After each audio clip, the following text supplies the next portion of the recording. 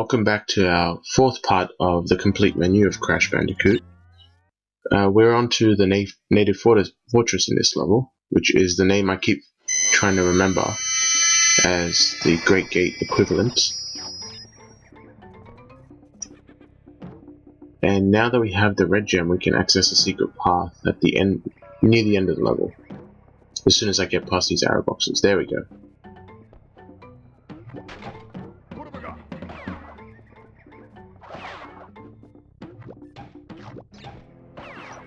This might be the first instance where you might discover the combo effect, which is only available in this game, I believe. Might be in Crash 2 and 3, but it's definitely not in the other games after that, where if you repeatedly hop on an enemy without touching the ground, you get more and more bumper as you do each bounce. I don't remember if that was in 2 and onwards, but it was definitely in 1. Kind of like the how you get a 1-up for stomping 8 enemies in a row in the traditional Mario games.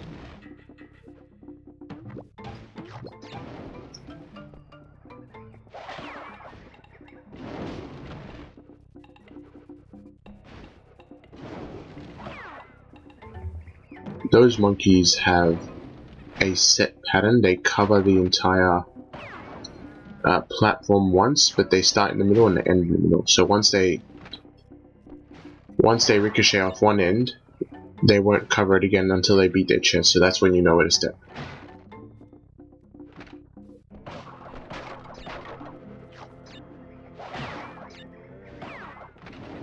You can also get that combo effect if you spin an enemy's body into another set of enemies, and we've seen that plenty in Jungle Rollers, given how that level's structured, and we can shoot enemies down that path.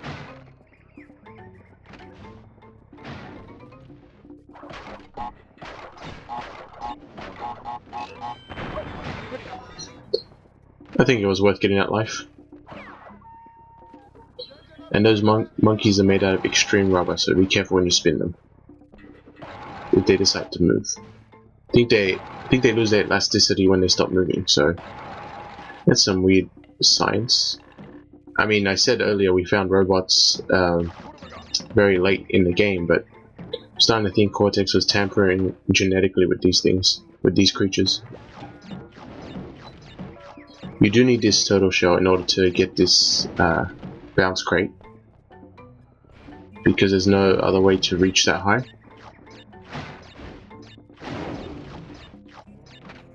And I believe this is a kind of a level skip. You can just go along the back. There are no crates along the back or at the front, and you can just continue on from here. It saves a great deal of frustration. And it skips you all the way to this checkpoint, so that's handy. While I have done the actual level part of it, it's not too difficult. You just gotta take each portion one by one, you know, as you would with any other platform.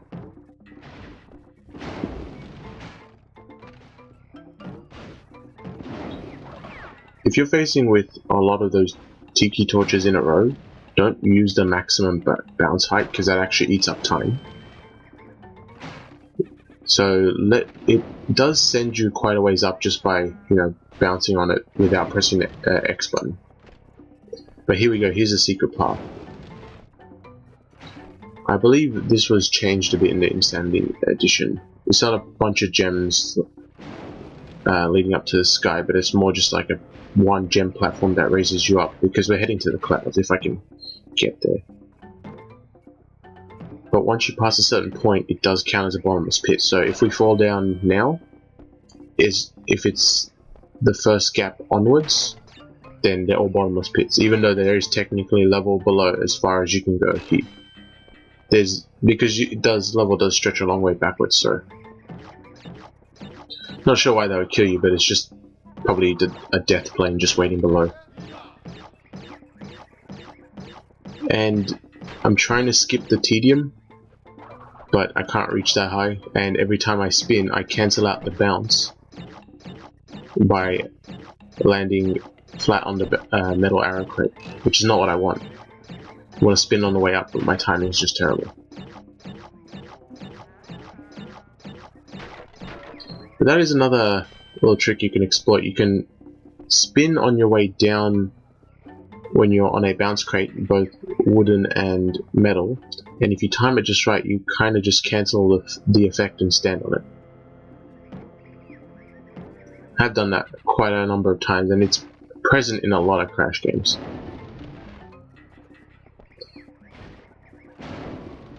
And that was a hard part. I was trying to swerve around that gem so I wouldn't activate the other one to raise me up. But if you're quick enough, you could probably get on the elevated gem and then jump off it again before it rises too high.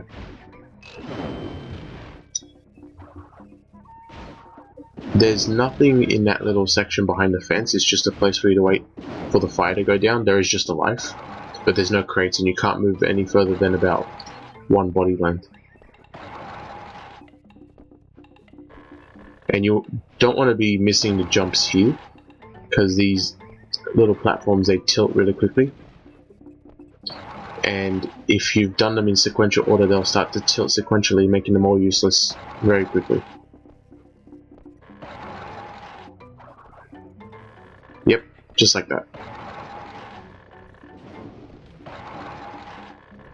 I believe I spent a lot of time here, and my apologies for wasting your guys' time. But the truth is, I couldn't be bothered editing this out.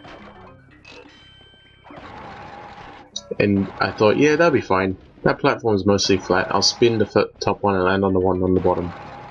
No, I did land on the bottom, but all the way down. Yeah, you should take it sequentially like that.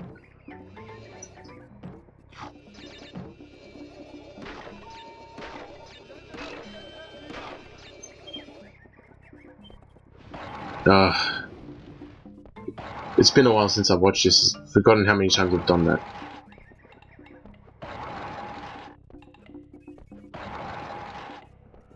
Alright, 10th time's the charm? Question mark? But what you do want to be careful at this point is to make sure you break that box and not immediately head for the exit warp, because I've seen someone on YouTube do that and it was glorious. Just went shooting right past, and as they're warping away they saw that life box and they cussed to the near heavens. Now we're going back to Road to Nowhere. I believe this is the second level that requires a red gem, so we are backtracking for the first two levels of this part. It is hard to tell when there's no world map physically showing you where I'm going, but yeah.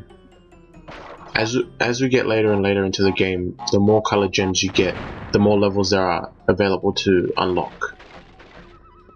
Usually a safe bet is about 2 at a time. And with Road to Nowhere, there is no secret right at the beginning where you start. There is one near the end, so that's where we're going to be keeping our eyes peeled. But as with standard bridge levels, that rope is solid, so you can stand on it and bypass it if you want. But to be honest, I find myself having more trouble trying to exploit that than actually jumping on these, because I've actually gotten pretty competent at jumping on these panels, and they usually give you 2, and 2's enough to support Crash's hitbox. Just make sure to ignore the broken ones, because the broken ones, they say you can, I've heard that you can stand on it for a split second, but really I just fall right down. So this little secret area, the order you explode these TNT is important. So first thing to do, head to the end. Then I believe I got very lucky that that's not how you meant to do it. But like I said before in the other bridge level, you can hop 3 boxes at once if you keep pushing up against it, and I managed to do that.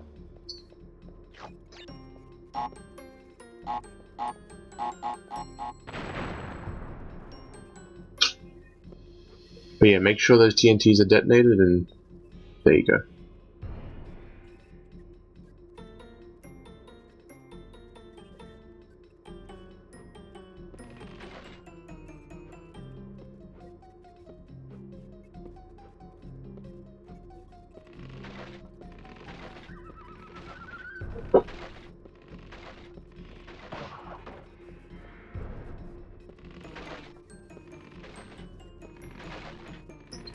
So earlier I was talking about how the castle is the same size. You can kind of see it here, and this is the earlier level. But in the beta version, they were switched in their order. So while that doesn't excuse anything, it would create the same problem in the beta version. Why is the high road show a larger castle than the road to nowhere? And then in the prototype, why did the road to nowhere show a larger castle than the high road? Granted, it's a tiny detail, but it would be nice. They did pay attention enough to tell you geographically where you are. They could have done the extra little bit, because they could have done just a little fog background and removed that castle completely, and I'm sure no one would have minded. So the trick here is there's one panel there's not two, and try to do your maximum jump and you will uncover the next ones.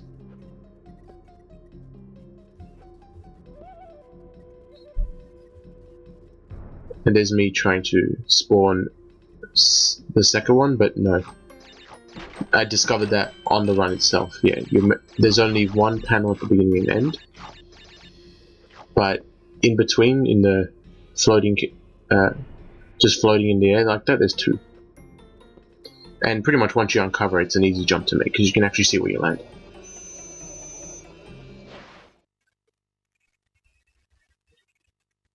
And there we go, we got another clear gem. We're closing in on it now. 19 out of 26.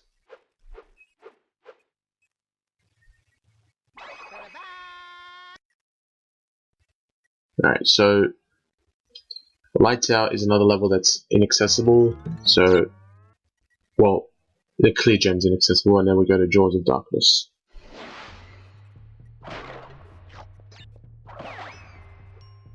I believe this is where I was mentioning that the way you spin the enemy is very important, because you can get the Cortex token in this stage. I was misremembering it for Temple Ruins, but be very careful. There's a specific snake which I'll point out that you should jump on and not spin. It's not that one, given that I just spun that away and didn't restart. But once you get your first Cortex token, keep an eye out for the snakes. That would be my general advice. Until then, spin to your heart's content.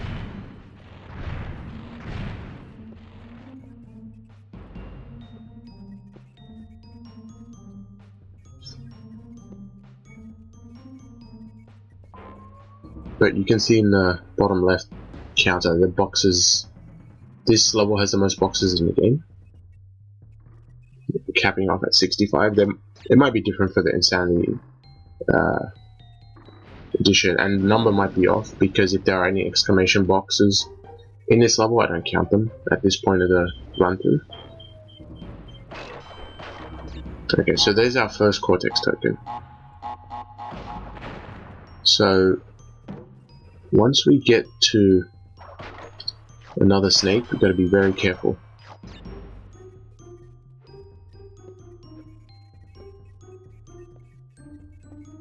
And these ones move a lot faster than their cousins in Temple Ruins, so same trick that I use, you can use as well. Just keep jumping straight ahead with the D-pad and let it carry you left and right as needed.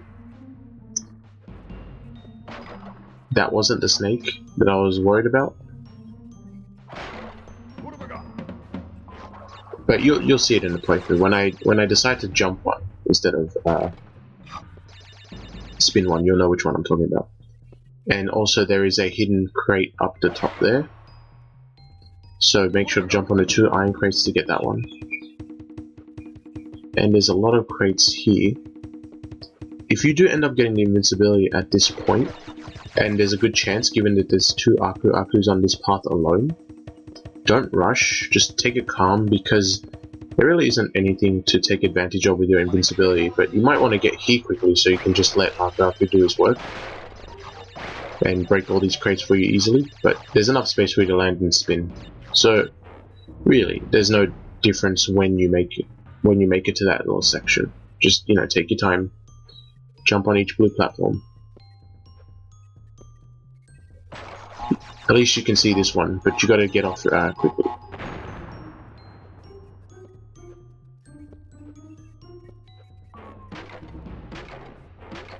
While those crates make it look like there's a sequence, they're just arranged in a staircase of some sort, but there's nothing at the top. And so the blue gem deposits you maybe 1 or 2 spike traps ahead of where you left off. It's a giant U-turn in a sense, but you only skip a tiny portion of the level, and I've gone through that part of the level. There are no crates there.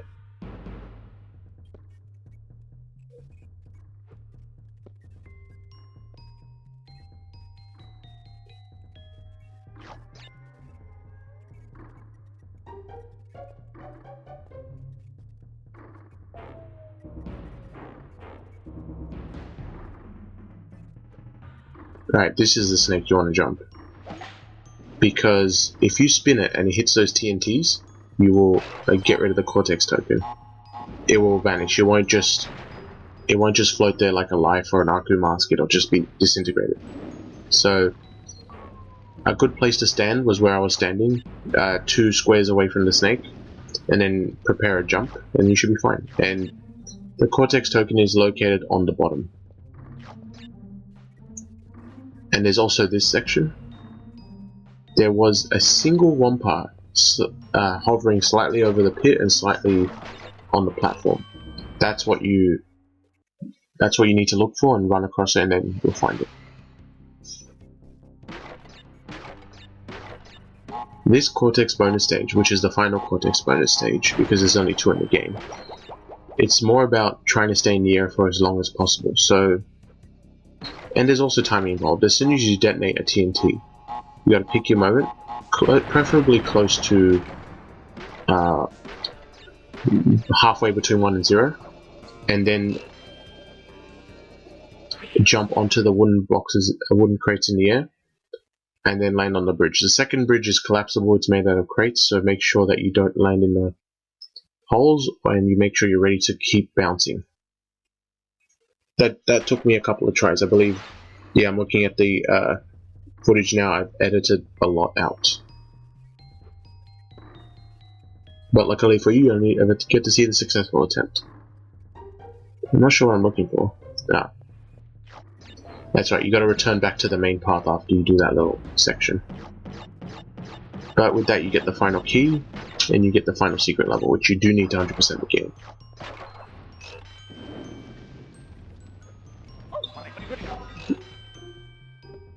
But in terms of the level itself, after this box, we're done. And I do skip the bonus level. No need to see that.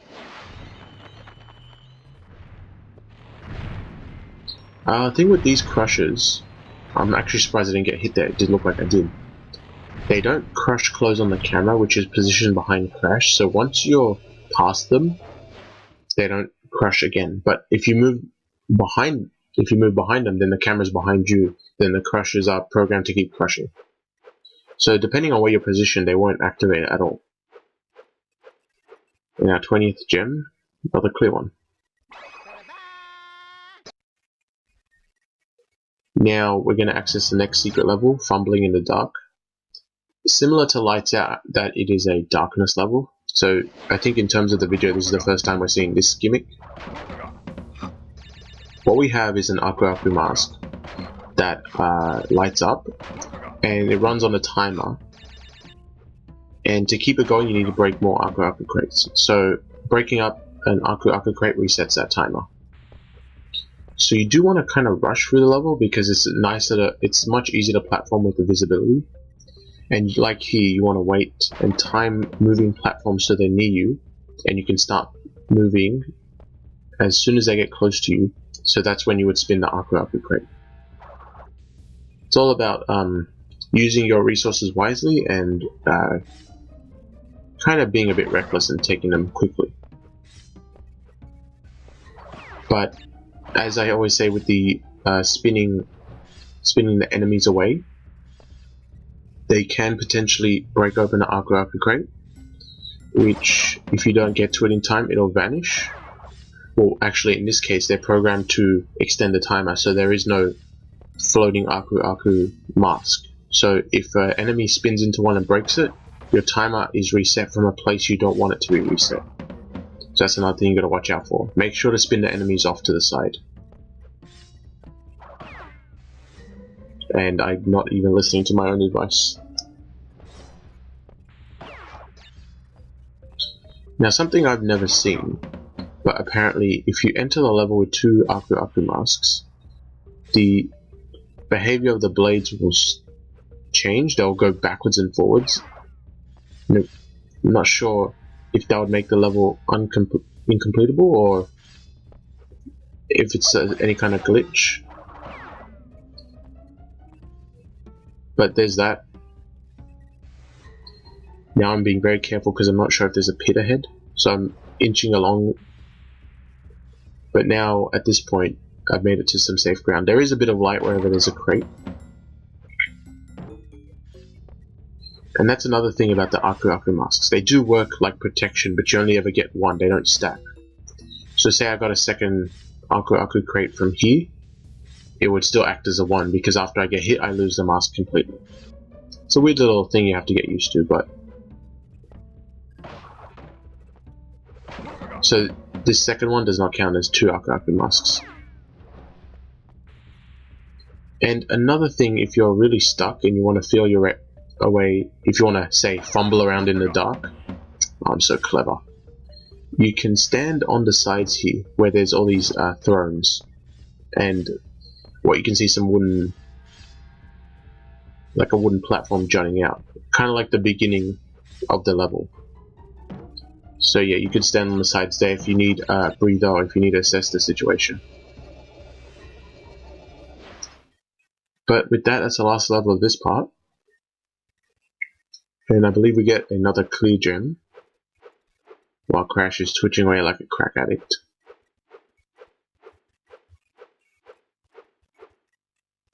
Yep. We'll see you guys for the next part, final part of the complete menu, Crash Bandicoot. See ya.